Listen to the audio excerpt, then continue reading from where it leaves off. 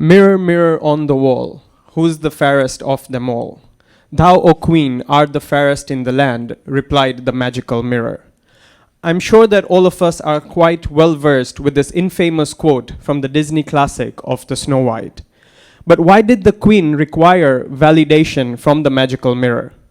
I am Dr. Priyank Punatar, and I'm going to talk to you about a dangerous cocktail and how we can craft a better experience for ourselves online. From time to time, we do depend on the mirror to tell us how we look, and that's fine.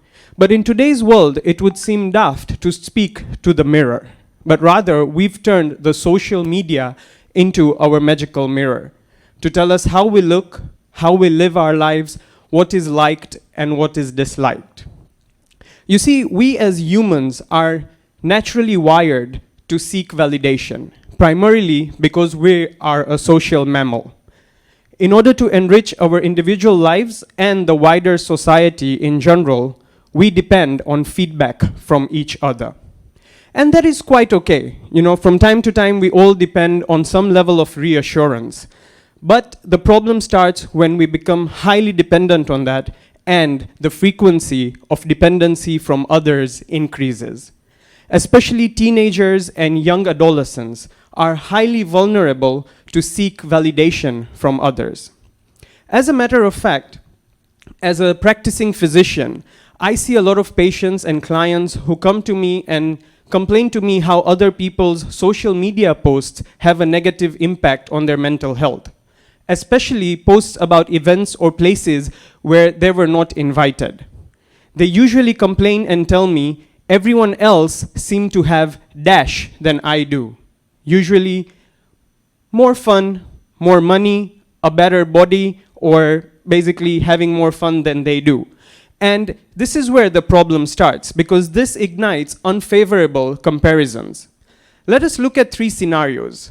Scenario number 1, you have someone who suffers from body image issues because of friends or relatives telling them that they're too big or too skinny, or they're too fair complexioned or dark skinned. What they do is they post a body revealing image on social media. What they get is a lot of likes and comments. And in the moment, they feel that body revealing images is what gains attention. Second scenario, you have someone who's suffering from certain level of mental health. They feel lonely, they feel depressed. Rather than talking to family and friends, they go onto social media and post about it.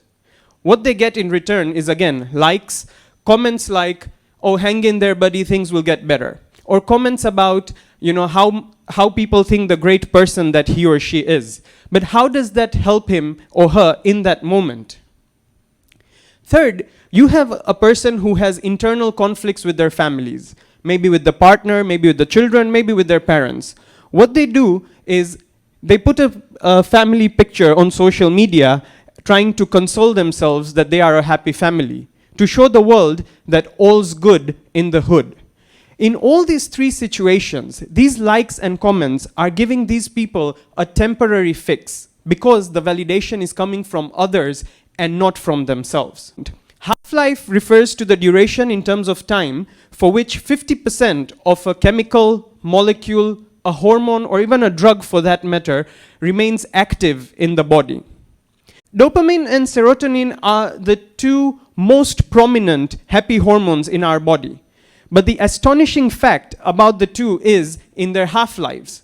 Dopamine has a half-life of less than 2 minutes, while serotonin has a half-life of more than 24 hours.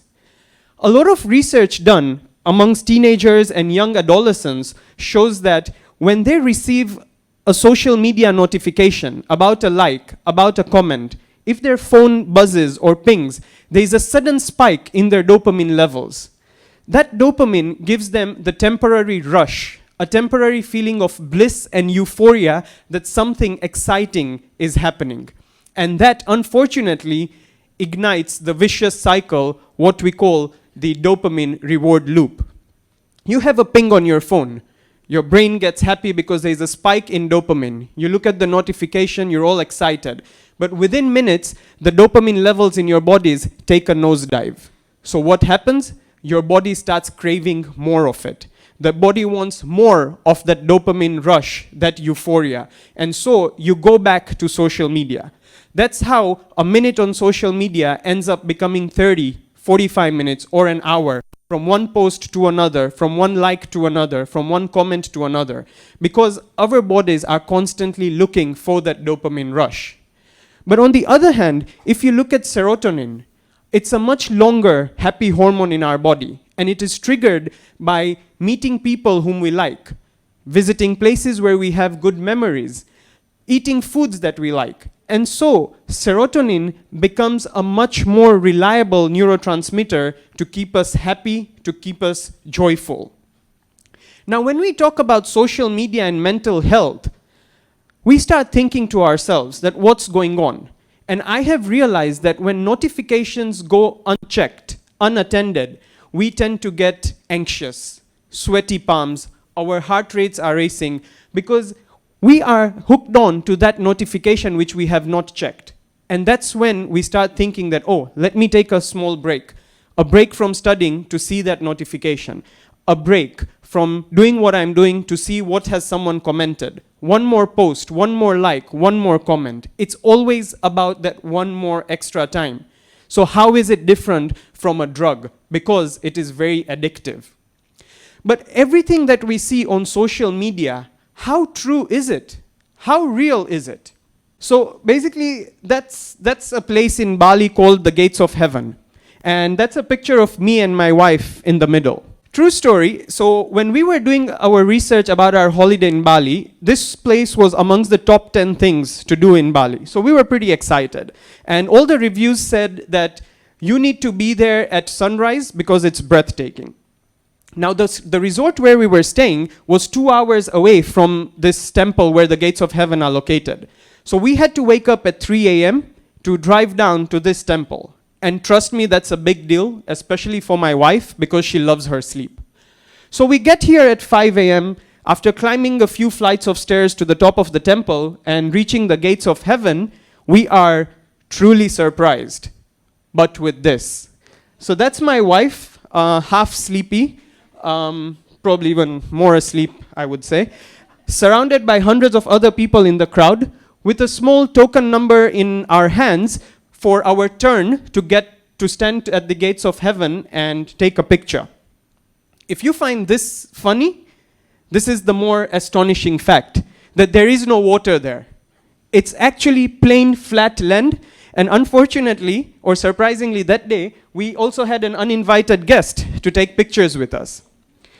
So by the end of it, my wife and I just thought to ourselves that, what exactly was this? We felt that, all the effort gone into waking up at 3 a.m., getting to this place, was basically for nothing. Because trust me, there was no life-changing experience there. There was no breathtaking view. By the end of it, we realized that we had fallen prey to the commercial aspect of tourism. We had fallen prey to the fact that this particular photo is now only for the purposes of social media, but nothing else. You see, my point being, a trip to Dubai, a trip to Bali, having a baby are amazing events in people's lives. They are actually perfect picture posting moments. But how many of these people actually post about a frustrating 3 a.m. feed? How many of these people actually post about a delayed or a missed luggage? Not many, or actually none, because those posts don't get those many likes. Those posts don't portray us in the ideal scheme of things. And that's where I want to say that don't compare your BTS, your behind the scenes, your reality with the highlight reel of others. Others are just portraying the exclusive events of their lives. How true or how real is it is what we need to question. And in that, we start thinking that in the virtual world of social media, reality is somewhere lost. Now the dangerous cocktail. This is a mixture of social media and mental health. Now, if we go by the data from the National Health Research Centers of United Kingdom, USA, and Canada, between 2005 and 2017, there has been 52% increase in major depression amongst adolescents. Another study showed that 2 out of 5 adults, almost 40%, said or reported that social media was harmful and had a negative impact.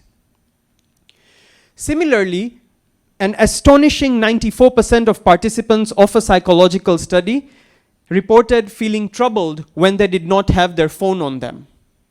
Phantom vibrations, the vibrations that we perceive that are coming from a phone when it has actually not vibrated. And if we go by a study done in Canada, it showed that 89% of undergraduate students experience phantom vibrations. But the more disturbing part is that in the Merck Manual of Psychology, phantom vibrations has been put at par with post-traumatic stress disorders of phantom limb. Army men, veterans who've lost an arm or a leg at war, and they still experience sensations coming from those amputated limbs weeks or months after the amputation or after the accident, is actually being put par at these random moments or phantom vibrations that we experience. Clearly comes to show that we crave notifications so much that we start imagining them. Comes to show that how the current generation feels crippled and handicapped when they don't have those notifications on them. Now, when we talk about all this, I understand that there's this new term and a new kid on the block which is called FOMO, fear of missing out. It's a term coined by Patrick McGuinness, and it was put into the Oxford Dictionary in 2013. So FOMO is basically us feeling restless or anxiety when we know that there's another event going on somewhere else and we're not part of it. We feel that we're missing out on an opportunity, we're missing out on having fun somewhere else. And a study done in Canada showed that 70% of students reported that they would disconnect from social networking sites if it wasn't the fear of being left out. So FOMO is a big thing. And social media actually personifies FOMO. Social media puts it out there for you to realize that you need to be in the right place at the right time, doing the right thing. And this builds up and it actually feeds the monster of anxiety and depression in us. But rather, I give you JOMO, joy of missing out. I feel JOMO is an emotionally intelligent antidote to FOMO. JOMO lets us live in the moment. It lets us believe that what we are doing right now is enough. It lets us be satisfied. It makes us appreciate human connections and lets us be in the moment. With JOMO, you can live life on the slow lane. Now, let's be fair. Social media is not the entire causation of all this. When we talk about teens and adolescents, there are a lot of changes happening in their bodies, in their hormones, in the brain chemicals. And that kind of triggers the kind of behavior and attitude the teens and adolescents have. But what social media does, it just exacerbates this entire situation. Social media gives them that platform to portray that behavior. For example, peer pressure has always been there. Even when I was a kid and there was no social media, but peer pressure has always been there. But now what happens is, social media brings out that right to the front, making teens and adolescents having to deal with it every now and then. So when we talk about social media, we're talking about quantifiable numbers. Priyank _P and 172 other likes, 284 other likes. It's all about these quantifiable measures.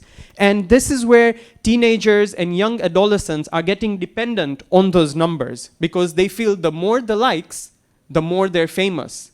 But let me tell you one thing, that if you're not enough without another like, you'll never be enough with it.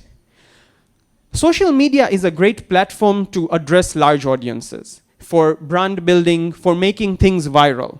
And as a matter of fact, I know today's event is also going to be on social media, on YouTube, on Instagram, and that's great. I personally feel that's great because in the last decade and a half, social media has surely turned around the face of human communication and interactions. The platform is great, but the problem is with us. What we are doing is we're turning our life into a product, into a commodity, and putting it right up there in the marketplace, which is social media. People's likes and comments are adding value to that, are putting a value to our lives. And this is where the entire problem lies. And so, in order to deal with this, what we need is a social media detox. Because social media is here to stay. We can't run away from it. Abstinence is not an option, but safe social is. And the best way to do it is by having a balanced social media diet. And that starts with step 1, asking ourselves, do we have a problem?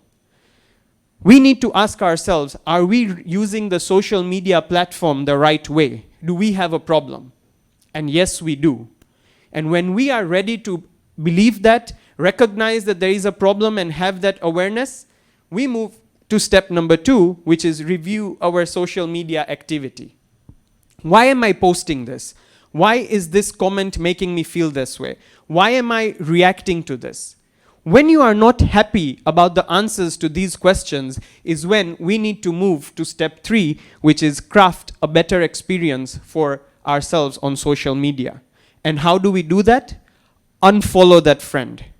Unfollow that celebrity. Unfollow that page which is making you have identity crisis.